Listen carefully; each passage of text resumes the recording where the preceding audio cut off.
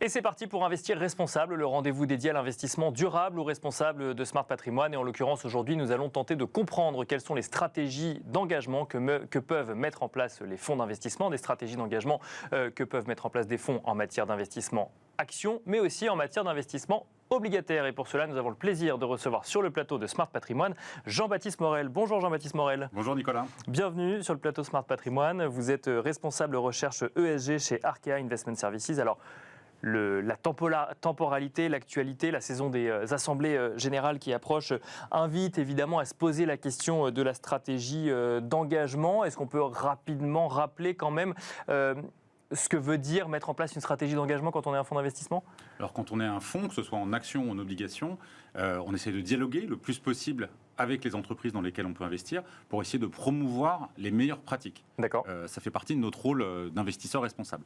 Être engagé, on le fait lors des assemblées générales en tant qu'actionnaire, mais on peut le faire également lorsqu'on est porteur obligataire. Nous, la plupart de nos titres sont des titres obligataires. Bien sûr. Et être obligataire, ça permet également d'avoir ce dialogue constructif avec les émetteurs pour pouvoir discuter de leur stratégie climat, de leurs enjeux sociaux et de leur gouvernance. C'est aussi très important. Parce que quand on est investisseur obligataire, on n'est pas présent aux assemblées générales, donc on n'est pas présent lorsque le plan climat, si tant est qu'il y a un plan climat, mais de plus en plus quand même dans les entreprises, il y en a, est présenté. Et donc on ne peut pas voter pour ou contre. Les actionnaires peuvent voter pour ou contre un plan climat aujourd'hui ? Alors on commence à avoir de plus en plus de résolutions sur des enjeux climatiques. D'accord. Il n'y en a pas beaucoup, ça reste assez faible. On n'est pas au niveau du C1 Pay, donc sur la partie rémunération. C'est plutôt consultatif, si ma mémoire est bonne. Ce que relevaient le FIR et l'ADEME l'année dernière, c'est qu'il y avait eu en Europe 23 consultations uniquement de ce qu'on appelle du C1 Climate. D'accord. Sur ces 23 résolutions, il y en avait 9 en France. Donc D'accord. ça reste quand même assez faible. Assez faible et c'est présenté, mais ça n'est pas voté. C'est-à-dire que ça relève encore du conseil d'administration ou de l'exécutif de l'entreprise. Exactement, ça reste encore consultatif. L'actionnaire ne peut pas tout faire, il n'est pas responsable de tout dans une société. La loi Pacte, notamment, prévoit les responsabilités, les rôles de chaque organe. Il s'agit du conseil d'administration, de l'exécutif ou de l'Assemblée générale. En l'occurrence, la stratégie de l'entreprise, elle est décidée par le conseil d'administration. Donc c'est son rôle d'aller mettre en place une stratégie liée au climat. C'est vraiment de sa responsabilité. Et on a même vu des cas de résolution qui ont été déposés pour pouvoir discuter lors d'assemblées générales de ces enjeux climatiques notamment, et qui ont été rejetés, en tout cas qui n'ont pas pu être présentés parce qu'on considérait que c'était du micromanagement, c'est-à-dire que ce n'est pas à l'actionnaire de venir discuter de ces enjeux-là. Et on a même le cas aux États-Unis où on a des entreprises qui vont aller jusqu'à attaquer des résolutions, donc attaquer en justice des entités qui veulent déposer des résolutions climatiques en considérant qu'ils vont au-delà de leurs responsabilités, au-delà de leurs droits et qu'ils n'ont pas à le faire. Quand on est investisseur obligataire, comment fait-on pour mettre en place aussi une stratégie d'engagement ? Alors, on peut engager. Alors, d'abord, il faut avoir aussi en tête qu'on est investisseur obligataire sur différentes tailles d'entreprises. Bien sûr. Aussi bien des petites entreprises, sur de la dette privée par exemple, ou des très grandes entreprises. Donc, les approches sont un petit peu différentes. Et évidemment, lorsqu'on est sur des entreprises plus petites, le rapport que l'on peut avoir avec les entreprises est beaucoup plus resserré. Donc, il y a un dialogue qui est plus facile. Néanmoins, pour des grandes entreprises, on peut aussi avoir un dialogue. On peut venir discuter seul ou avec d'autres investisseurs, venir discuter avec les entreprises pour essayer de mettre en avant, de les pousser à s'améliorer sur certains sujets.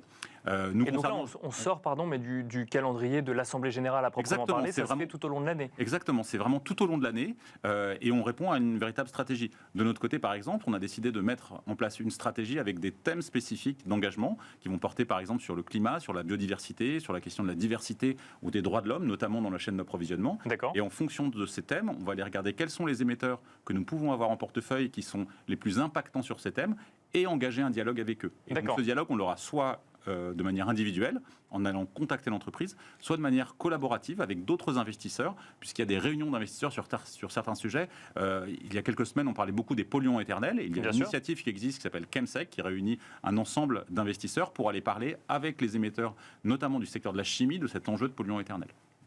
Et comment peut-on suivre ensuite dans le temps ? Parce que c'était notamment un des questionnements dans la refonte du label ISR, par exemple, c'est dire, effectivement, il y a les plans, et puis après vérifier qu'on est sur du réalisable et du réalisé. Est-ce qu'on se pose aussi ces questions quand on est investisseur obligataire ? Alors bien évidemment, l'idée c'est d'aller engager avec des émetteurs pour lesquels on pense qu'on va être investi sur le long terme. D'accord. Si c'est pour faire des allers-retours tout le temps, évidemment, on n'aura pas d'impact de la stratégie d'engagement. Donc on va choisir, et c'est très important aussi pour nous de nous rapprocher de nos gérants de portefeuille, donc de discuter avec nos gérants de portefeuille, avec les patrons de la gestion pour décider des émetteurs sur lesquels on va pouvoir investir, on va pouvoir engager. À partir du moment où on va lancer un engagement, ça va être sur plusieurs années, et évidemment, l'idée c'est de pouvoir choisir les thèmes, discuter avec les émetteurs, mais aussi de revenir 1-2 ans plus tard pour essayer de voir ce qui s'est passé, et est-ce que l'émetteur finalement s'est amélioré. Si ce n'est pas le cas, après, nous, on va se poser des questions en termes de maintien de nos investissements. D'accord, ça peut aller jusque-là. On peut se poser cette question de maintien d'investissement si jamais il n'y a pas une adéquation parfaite dans la stratégie climat. Alors, sans parler d'adéquation parfaite, tout d'abord, on a encore des sociétés qui refusent de discuter avec nous. D'accord. Et là, ça peut être un motif. Sur ces sujets-là. Sur ces sujets-là, tout à fait. Et donc là, on peut avoir un processus d'escalade. C'est ce qu'on a pu mettre en place avec des courriers qui partent ensuite de notre direction générale. Qui sont adressés au management de la société pour expliquer qu'en cas de refus, nous, on ne pourra pas maintenir nos investissements. Généralement, ça aide pour pouvoir avoir ce dialogue. Bien sûr, oui. Ensuite, on a ce dialogue et au bout d'un certain temps, si on se rend compte que finalement l'entreprise, elle ne bouge pas, pour nous, ça représente aussi des risques et pour nos clients, puisque l'idée, c'est quand même qu'on gère cela pour nos clients. Donc, ça représente des risques dans le maintien des activités des entreprises, des risques qui ne sont pas forcément bien gérés et pour nous, c'est un signal négatif pour le maintien de nos investissements. Sur le sujet, est-ce qu'on a plus ou moins de poids quand on est investisseur en actions, investisseur obligataire, ou c'est des stratégies différentes tout simplement ?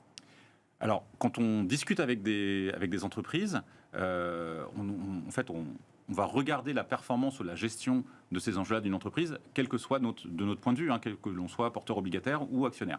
Il est vrai, quand on est actionnaire, ça change un petit peu le rapport avec l'entreprise. Bien sûr.